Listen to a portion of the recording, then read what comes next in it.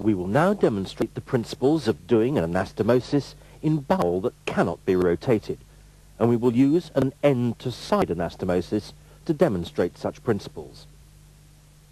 Make an incision in the antimesenteric border of the bowel exactly the same size as the lumen of the bowel that is to be anastomosed.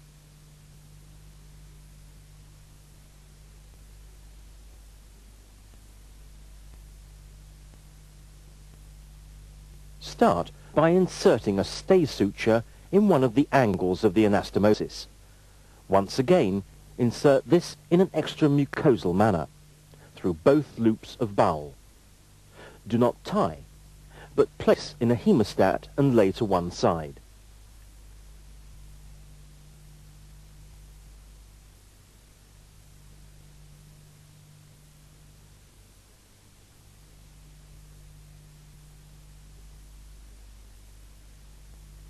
Insert a similar stay at the other angle of both loops of bowel. Again, place this in a hemostat and lay to one side.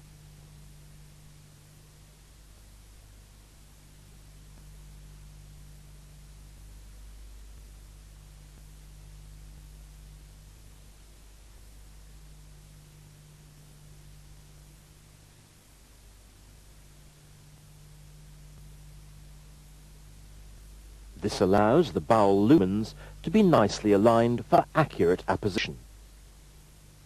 As the loop cannot be rotated, we will do the posterior anastomosis first, but in order to adequately display this, we will place stay sutures in the middle of the anterior border of both loops of bowel. These can be a simple through-and-through suture, as they will subsequently be removed. When both these are inserted, this gives a good view of the posterior walls of the bowel.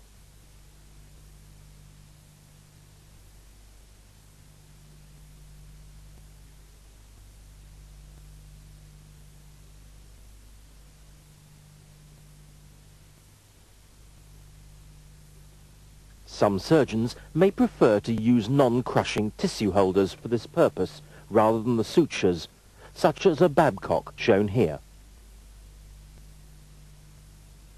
The posterior wall has been clearly displayed. We will now use a different suture technique. This will be a vertical mattress suture. Start by going from inside to outside, through the full thickness of one loop of bowel, and then go from outside to inside, taking a further full thickness.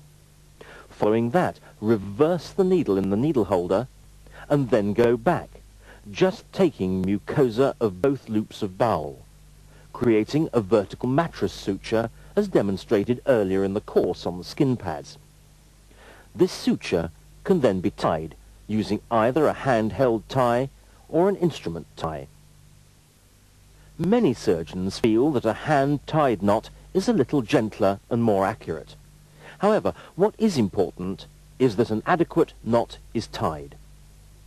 The whole of the posterior wall should be treated in the same manner. Once again, insert a vertical mattress suture which involves full thickness sutures, reversing the needle in the needle holder and going back, and just taking the mucosa alone. In the bowel prepared here, the mucosa is not as obvious as in human bowel, where such a technique is much easier to execute.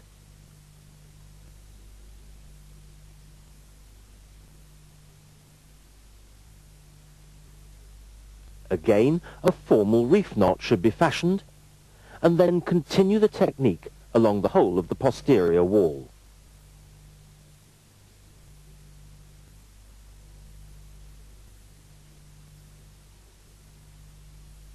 Once the posterior wall is completed, then the stay sutures can be ligated in the angles.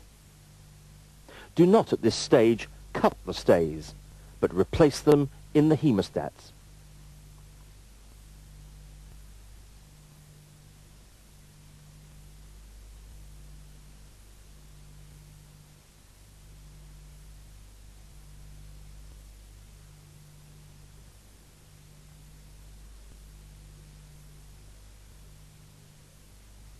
This allows accurate positioning of the anastomosis to be maintained for the anterior layer of sutures to be inserted. Once the two stays are tied in the corners, the stays in the middle of the anterior wall can be removed, and then the anterior wall can be completed using interrupted extramucosal sutures as performed previously.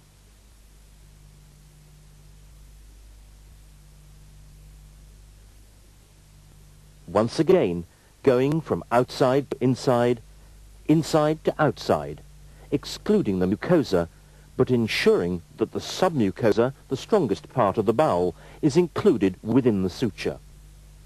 These stitches can be ligated as they are inserted, and then the whole of the anterior layer can be completed in a similar manner as for the interrupted technique for mobile bowel.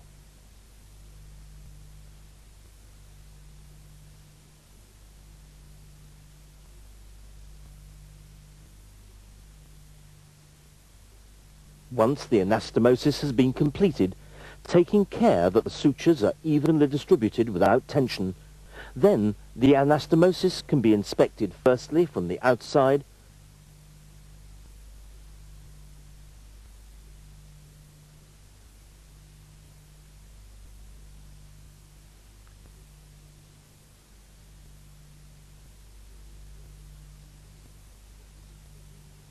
and then inspected from the inside.